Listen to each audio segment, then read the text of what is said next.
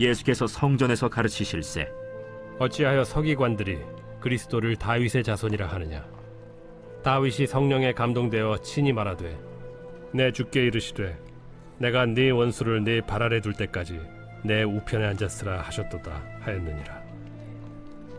다윗이 그리스도를 주라 하였은즉 어찌 그의 자손이 되겠느냐? 하시니 많은 사람들이 즐겁게 듣더라. 긴 옷을 입고 다니는 것과 시장에서 문안받는 것과 회당의 높은 자리와 잔치의 윗자리를 원하는 서기관들을 삼가라. 그들은 과부의 가산을 삼키며 외식으로 길게 기도하는 자니 그 받는 판결이 더욱 중하리라. 예수께서 헌금함을 대하여 앉으사 무리가 어떻게 헌금함에 돈 넣는가를 보실세. 여러 부자는 많이 넣는데 한 가난한 과부는 와서 2렙돈 곧 한 고드란트를 넣는지라. 예수께서 제자들을 불러다가 이르시되 내가 진실로 너희에게 이르노니 이 가난한 과부는 헌금함에 넣는 모든 사람보다 많이 넣었도다. 그들은 다 그 풍족한 중에서 넣었거니와 이 과부는 그 가난한 중에서 자기의 모든 소유 곧 생활비 전부를 넣었느니라.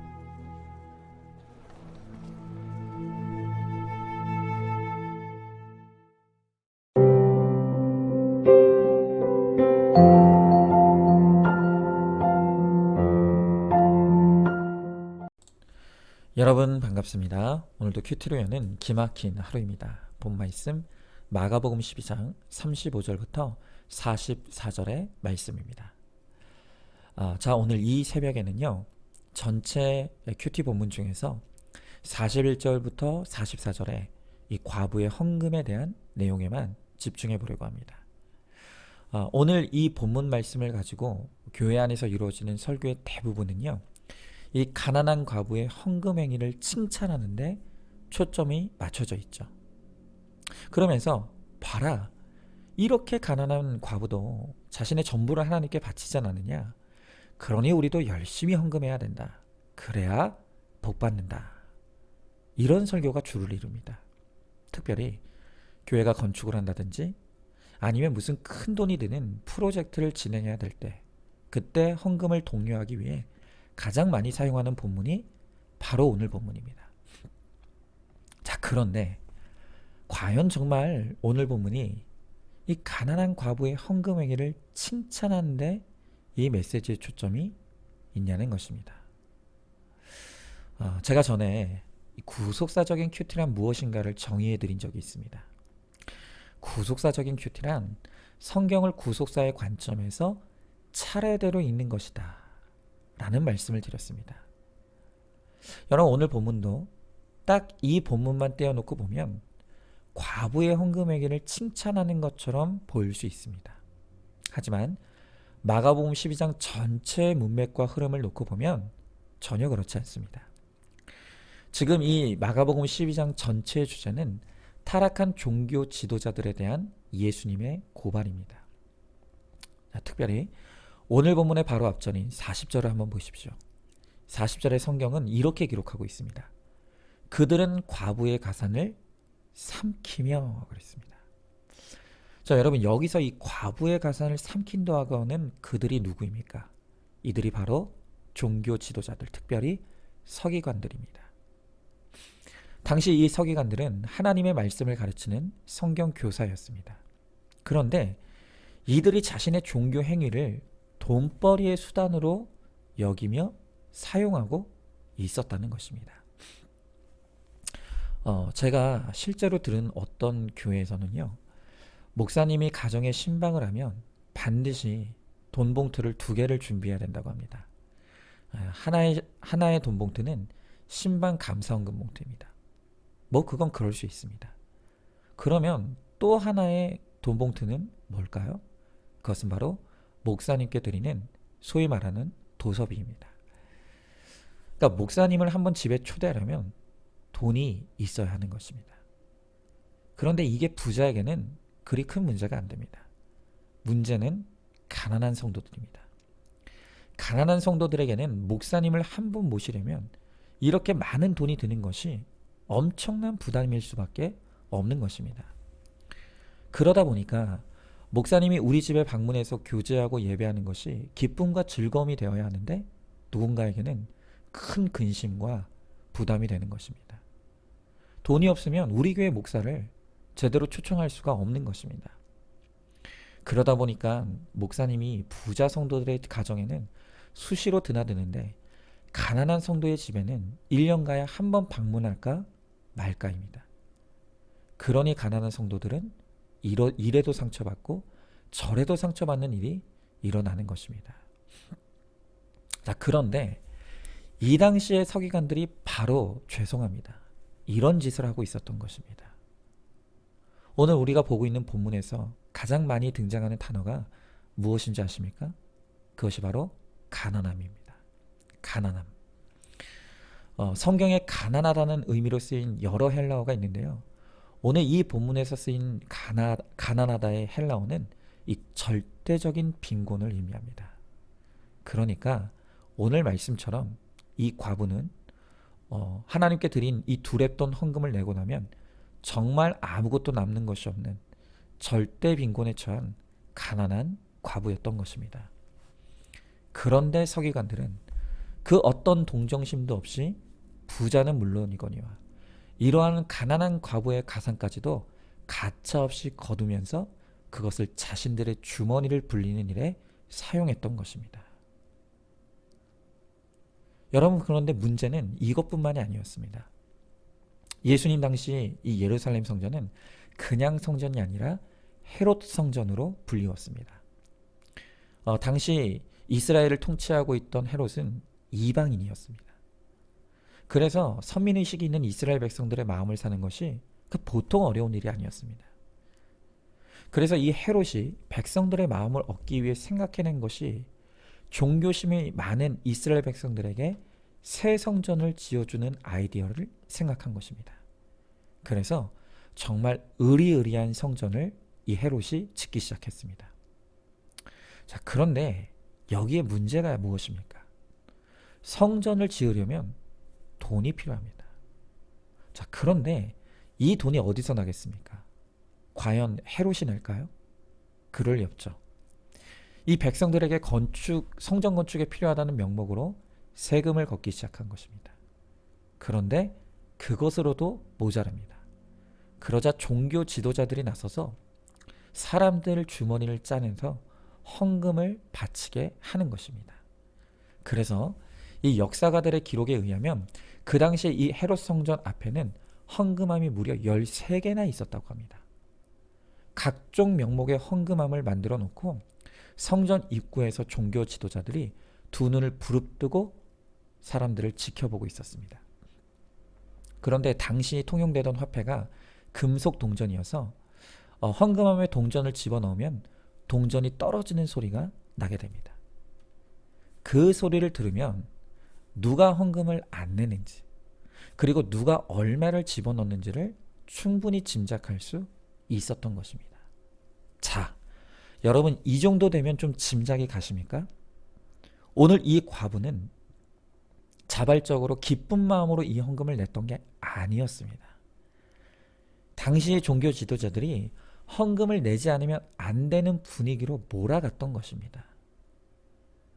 여러분, 결국 지금 예수님은요, 이 말씀을 통해 과부의 헌금 행위를 칭찬하고자 하는 것이 아니라 이렇게 종교를 돈벌이 수단으로 이용하는 종교 지도자들과 또 헌금을 자기 과시의 수단으로 이용하는 부자들을 싸잡아 고발하고 책망하기 위해 바로 오늘 이 말씀을 하시는 것입니다. 이것이 얼마나 슬픈 일입니까? 여러분, 그런데 문제는 이런 일이 지금 현재도 교회 안에서 일어나고 있다는 것입니다. 종교개혁자 존 칼빈은 말하기를 우리의 문제는 교회에서 돈에 대해 너무 많이 이야기하는 것이 아니라 돈에 대해서 바르게 이야기하지 않는 것에 있다 라고 정확하게 진단했습니다. 맞습니다. 여러분, 이제 꼭 교회 안에 의도와 목적을 가지고 무분별하게 헌금을 강조하는 그런 설교들이 얼마나 많았습니까? 그것은 정말 큰 문제입니다. 그러나 그렇다고 성도들이 헌금 설교하면 상처받고 시험에 드니까 헌금 설교를 일절하지 않는 것, 여러분, 이것도 잘못된 것입니다. 제가 이 큐티 목회를 시작하면서 제 설교 습관에 가장 크게 일어난 변화는 바로 제가 강해 설교를 하게 된 것입니다. 강해 설교는 본문을 순서대로 읽어 내려가면서 설교하는 것입니다. 이 강해 설교가 너무나 중요한 이유 중에 하나는 목회자가 설교 본문을 마음대로 정하는 것이 아니라 하나님께서 그날 주시는 그 말씀으로 설교하는 것입니다. 그러니까 설교 본문을 선택하는 주권을 목회자가 아닌 하나님께 내어드리는 것입니다.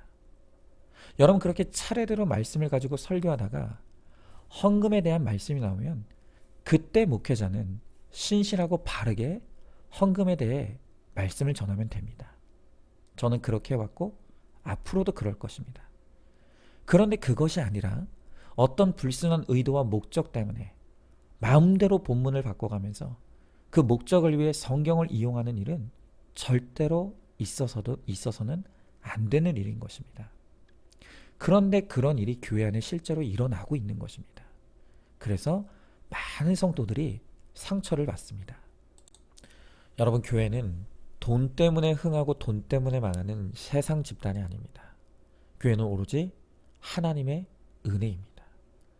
은혜가 있으면 흥하는 것이고 은혜가 없으면 망하는 것입니다. 그러므로 오로지 주의 몸된 교회와 우리 성도들이 구해야 될 것은 하나님의 은혜밖에는 없는 것입니다. 여러분, 제가 실제로 들은 어느 교회에서 일어난 실제 이야기입니다. 어느 교회에 젊은 집사님 부부가 있었는데 참 두 분 다 순수한 믿음을 가진 분들이었다고 합니다.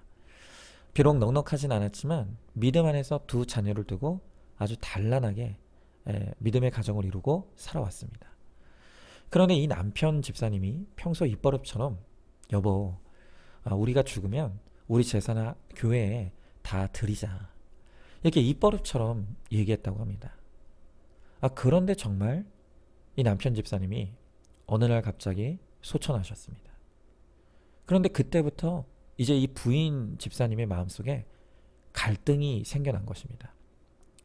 내 사랑하는 남편이 평소에 자기가 죽으면 이 재산 다 교회에 갖다 바친다고 했는데 그러자니 남은 재산을 몽땅 들이면 아이들과 먹고 살 일이 막막합니다.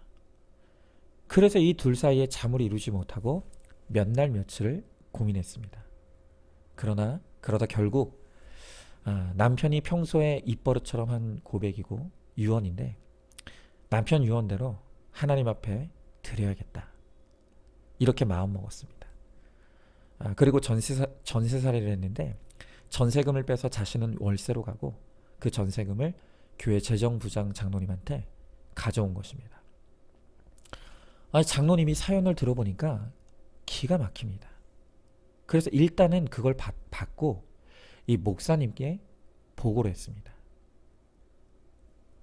여러분, 어떤 목사님 같았으면 이 감동을 해가지고 이걸 교회에 다 공개하고 이거 봐라, 여러분들도 좀 본받으라, 헌금 좀 열심히 해라, 아마 그랬을 겁니다. 그런데 이 목사님이 얘기를 듣고 일단 그 헌금을 다 받았습니다. 그리고 하시는 말씀이, 장로님, 이 헌금 빨리 집행하십시다. 그럽니다. 그래서 장로님이 놀라서 아니 이걸 어디다 집행하시려고 합니까?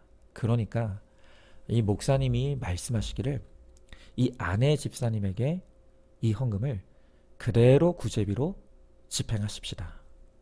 그래서 받았던 헌금을 100% 그대로 구제비로 집행하여 돌려드렸다는 것입니다. 여러분, 결국 그 아내분은 하나님께 약속대로 드렸고 또 교회는 그 헌금을 어려운 분에게 구제비로 잘 소용했고 결과적으로는 모두가 아름다운 일이 되었던 것입니다.